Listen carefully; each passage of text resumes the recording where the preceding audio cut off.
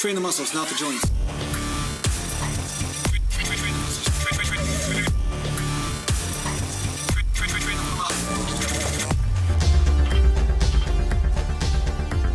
Welcome back to Natural Glam Bodybuilding, or Goose Shit City, as I like to refer to it here in Harrison Hot Springs. We got nothing but thousands of geese on the beach. They don't know winter's coming. They seem to be in denial about it, and they're just sitting on the beach and just crapping all over the place. And they're not happy that I'm here making a video. So welcome back to Natural Glam Bodybuilding, and today I'm going to talk to you a little bit about what is the best exercise for shoulders. Now, the common consensus on the best exercise for shoulders is standing or seated shoulder press. Shoulder press is pretty much the dominant exercise when people refer to what is the best way to build the delts. I don't trust that. I don't trust him. Not one bit. Yeah, you hide behind the tree. Yeah, that's what I thought.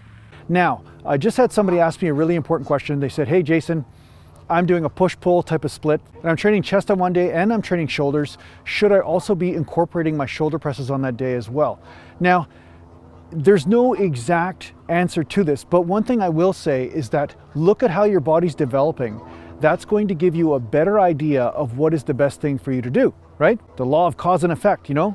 And if your front delts are lagging behind despite all the pressing type movements you're doing for your chest training, then there's a good possibility that shoulder presses should be incorporated into your training. So for this reason, because I had strong front delts, because when I was bench pressing, I was getting a lot of delt activity from it as well as chest, what I did was that I started to incorporate more side delt and rear delt training in order to get that softball type look. So once a week I would do shoulder presses, but even though I was training shoulders 3 times a week, 2 of those days would be side delts and rear delts or external rotator cuff type exercises. So I tried not to concentrate on shoulder presses too often just because my front delts were already dominant. But if you have a real hard time getting front delt development, then yeah, maybe you should concentrate more often on those shoulder presses, such as standing shoulder press, seated dumbbell press, seated barbell press, you know, all the variations, along with, you know, your side delts and your rear delts, right? Food for me or what? Okay. What is it you guys are eating down here? Hey, is this good? It's good stuff? I think they're eating their own poo. So it really just depends. It's not a matter of one size fits all as far as just, you know, hey, exclude this exercise because it includes the front delts. But for the most part, you just have to look at what's developing. Now, the other thing is that every exercise has its benefit. And just to say that because you're doing chest training, it's the same as training shoulder presses would be false. It's not exactly the same.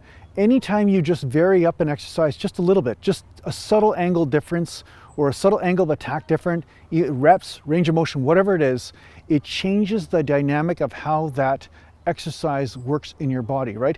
So sometimes I find that I get a certain amount of upper chest work from doing shoulder presses because I arch that upper chest quite a bit. And I find that you can never get enough upper chest training. I mean, upper chest is the thing that's lacking in most bodybuilders, right? I only knew one guy back in the day that I trained with at the gym. He had this freaky upper chest. It was like separated from the other one. And it was just an unbelievably developed upper chest. And he didn't even really train it that much. It was just genetic. How he trained, it was really insignificant. I mean, he'd do flat presses and get upper chest development, right? But for most of us, upper chest development is definitely needed more than, say, lower chest when it comes down to building a balanced physique. So yeah, in the long run, I'd say incorporate shoulder presses, but look at how your body's adapting. Do you have really powerful front delts and really small side and rear delts? If that's the case, then really start incorporating side delt work and rear delt work. But if you notice that your delts are just weak all around, then yeah, by all means, incorporate as many different exercises as you can and rotate them around. You know, you don't have to do one exercise every single workout. You don't have to do shoulder press every single workout to get benefits from it, but definitely include it in your training rotation. The fountain just started taking a leak. Mountain.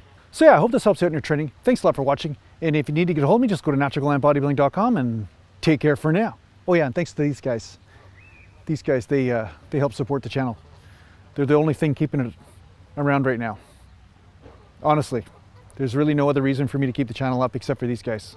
So you should thank them in your prayers every night. Like I said, just thank the Patreon guys. I think that's a good thing. But I could be wrong.